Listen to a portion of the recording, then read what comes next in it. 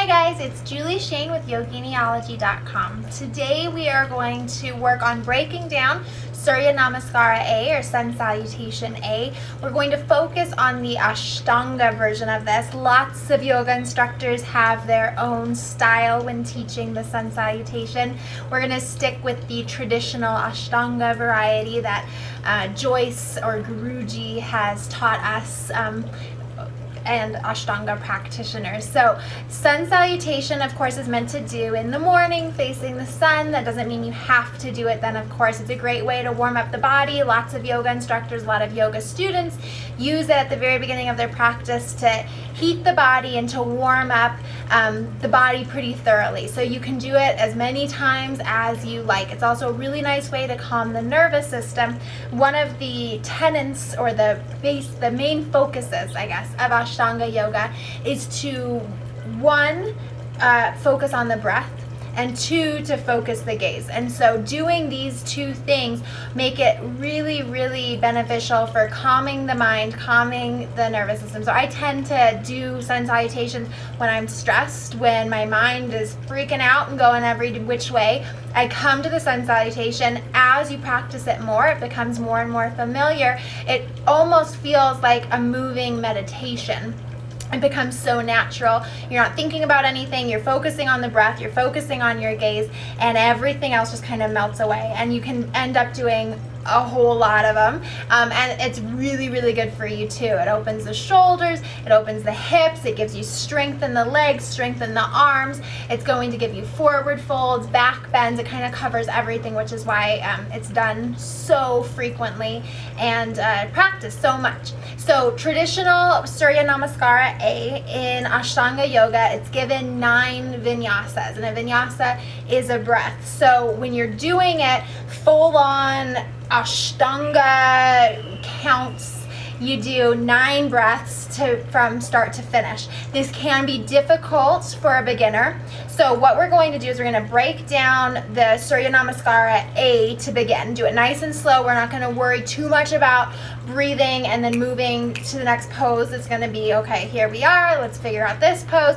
and then we'll get the hang of that.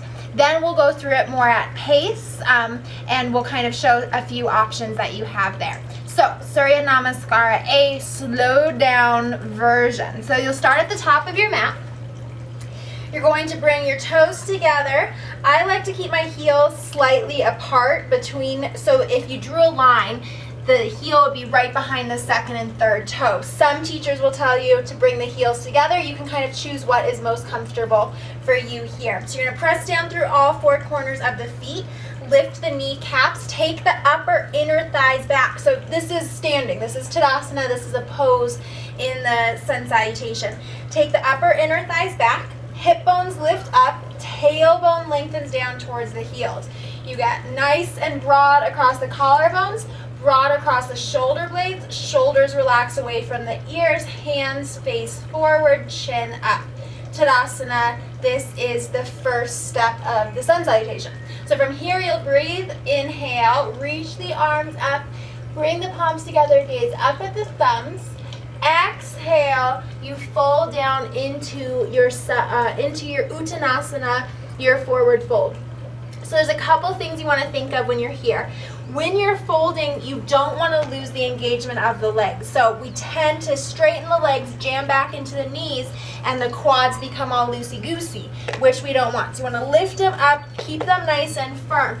As you fold down, you want to rock the weight forward just slightly into the balls of the feet. Not that we want more weight in the balls of the feet, but that the tendency is to be back in the heels too much in this pose. So you rock the weight forward just enough so that we're starting to get the hips to line up with the knees and the ankles. So we're not here, we're here. You walk the hands back. Eventually you'll work to get the fingertips in line with the toes, press down through the heels of the hand, and fold. If the floor is too far away from you, you can grab opposite elbows, you can grab backs of the calves, you can use 2 blocks, books, soup cans, and rest your hands here. So this is an exhale. Inhale, you're going to look forward. This is halfway lift. I have this beautiful flower in front of me I'm looking at. You look forward. You want to pull the belly button towards the spine. Lift your gaze and try to elongate the back as much as you can here. It's like you're offering your heart. Exhale. Now this is where we're going to slow it down a little bit. Exhale, you're going to bend the knees, place the hands by the feet, get your hands all the way down on the mat, and step the feet back. This is plank pose. When you're doing it full speed, we land right in chaturanga, and plank pose is kind of skipped over so that we can keep with those 9 breaths. It can be hard, it can be difficult for beginners to do that.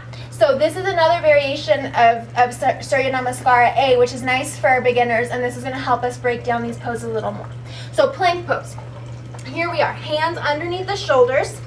You're on the balls of your feet. You are lifting the kneecaps up still, so active legs. Upper inner thighs are rolling towards the sky or towards the ceiling.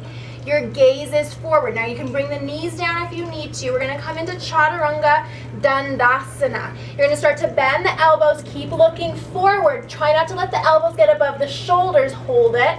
Take the tops of the toes to the mat. Inhale up, Urdhva Mukha. So shoulder heads rolling back, shoulder blades sliding down the back, tops of the feet on the mat, hips, knees off the mat, lifting the chest up, gaze up. Exhale, downward facing dog. So you want the hands to be shoulder width apart. You want the feet to be hip width apart.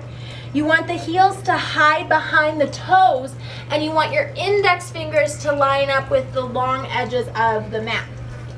Super important that you press through the hands as much as you can. So it almost feels like the fingertips are clawing the mat and you're pressing through the base of the index finger and the thumb. I like to think of it as a basketball. So when you're in downward facing dog, the harder you press your hands down, the more energy you get up.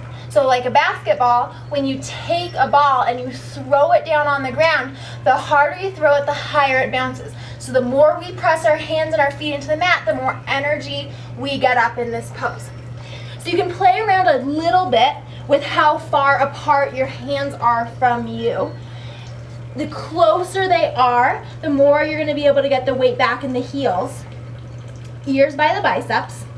As you walk the hands a little further away, it gets a little harder to hold it, but eventually you'll be able to get forehead down towards the mat, which is the traditional Ashtanga way of doing down dog. So then on the inhale, you would look forward, you would walk your feet together, bend the knees, and if you're an advanced student, you would hop to the top of the mat.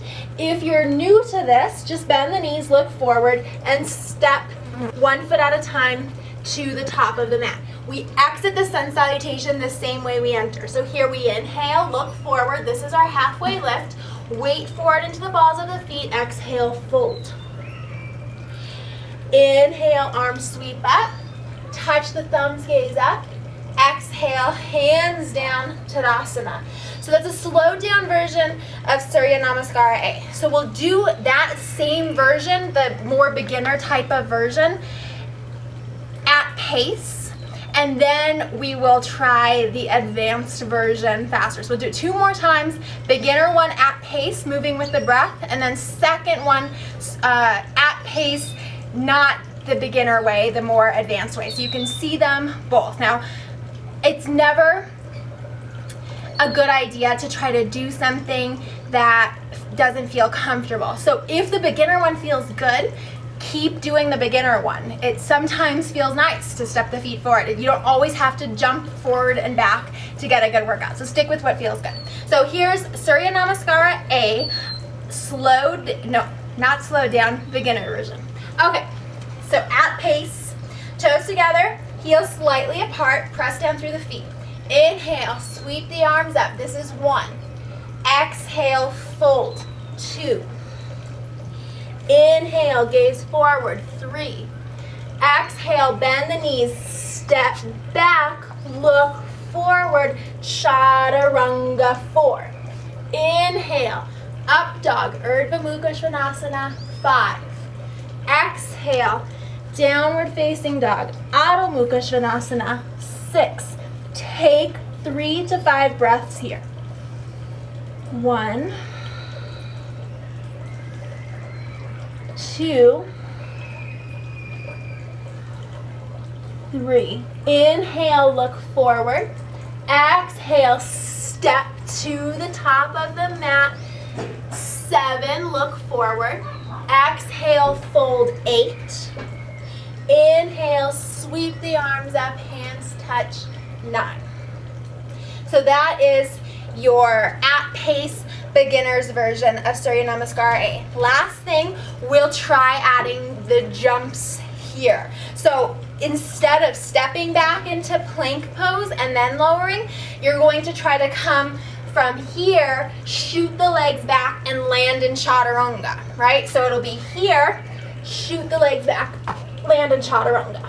Then up, then back. And then instead of stepping the feet forward, you're gonna look forward, come up onto the toes, knees together, try to float your feet through, look forward, come out, okay? So here we go at pace.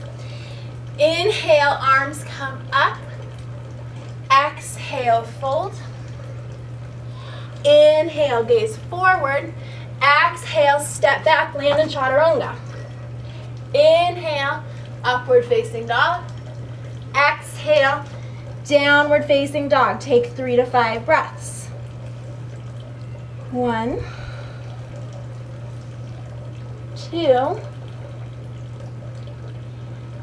3. Inhale, look forward. Exhale, hop or step to the top of the mat. Inhale, look forward. Exhale, fold. Inhale, arms sweep up.